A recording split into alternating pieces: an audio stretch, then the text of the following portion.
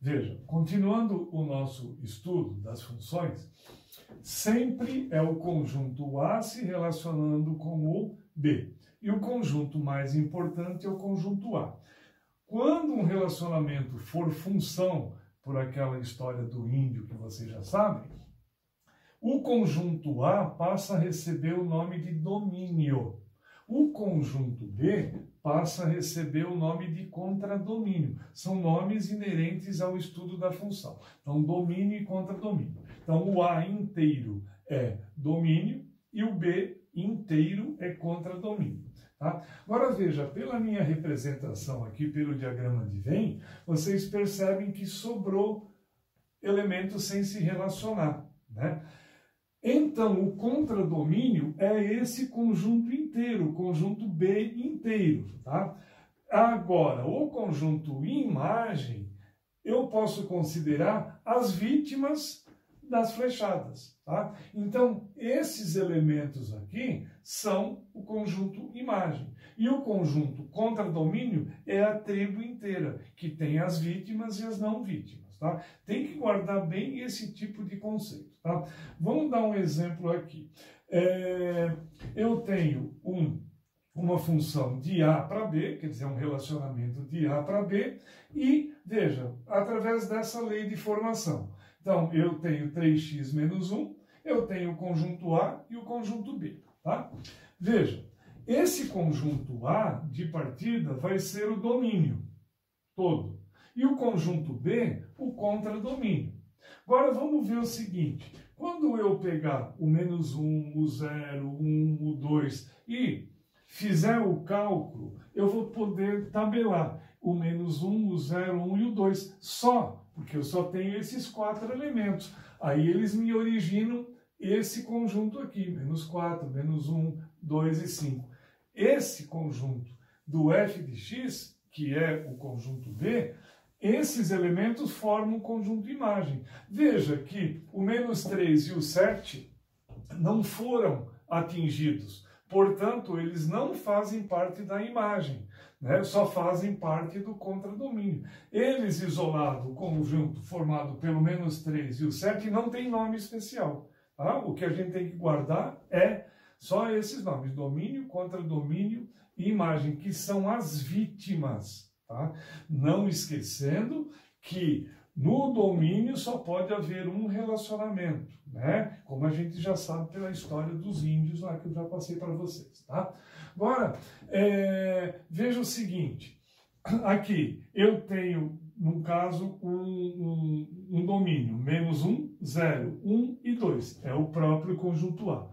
O contradomínio, só o conjunto inteiro que eu tinha originalmente. E a imagem? Só, apenas e tão somente as vítimas. Isso tem que ficar muito claro. Isso para depois entender a derivada, entender o porquê que uma função é contínua ou não, isso é fundamental. Tá? Agora vejam, um outro exemplo aqui. Não, tem uma coisinha. Colocar no gráfico. Deixa eu explicar uma questão. Eu posso fazer a tabela ou colocar no gráfico.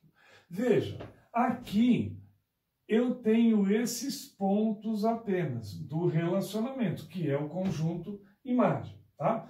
Só que veja, porque apesar de eles terem uma tendência em ser uma reta, por que eu não posso evidenciar uma reta? Não posso pegar e fazer uma reta?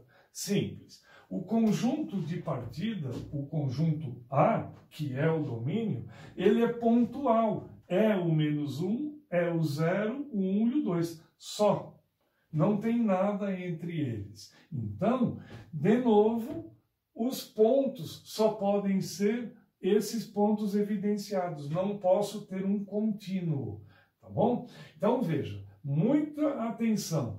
Para uma função evidenciar uma curva no gráfico, uma reta, uma parábola, tal, vai depender do domínio. Se o domínio for pontual, eu não posso evidenciar uma curva, eu só vou ter pontos, né? Então o gráfico vai ser pontual também.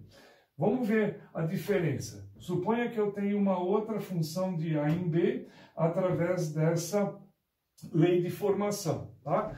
Olha só, 2x menos 1. Só que veja, o meu conjunto de partida agora, ele está mostrado nessa notação, que isso aqui é notação de intervalo. Ou seja, vai do menos 1 até o 3. E todos os infinitos números que existem de menos 1 a 3. É um recorte da reta real. Aqui não é o recorte, aqui são os números pontuais. Aqui é um contínuo de menos 1 até 3. Quantos números existem de menos 1 até 3? Infinitos. Veja que esse colchete está virado para dentro, significa que eu pego menos 1, sim. O 3 virado para dentro, eu pego o 3, sim. Se ele tivesse virado para fora, seria o intervalo aberto. Eu não poderia usar o menos 1. Mas quando ele está fechado, eu posso usar. Então, colocando, através dessa lei de formação, esses valores, eu vou obter o conjunto imagem. Aí, no gráfico, vou colocando os valores. Só que aqui eu tenho o direito de fazer uma reta desde o menos 1 até o 3, porque o meu domínio é um contínuo, tá? Muita atenção nisso, isso é muito importante. Se eu posso evidenciar uma reta ou uma curva ou não, né? Quando eu tenho um domínio pontual, não posso. Quando eu tenho um domínio contínuo, eu posso. E atenção para isso aqui. Se aqui fosse virado para fora, esse menos 1 aqui, eu teria que evidenciar como uma bolinha aberta, ou seja, eu não posso pegá-lo, tá? Então, vamos estudar um pouco mais. E, por enquanto, esses conceitos são fundamentais.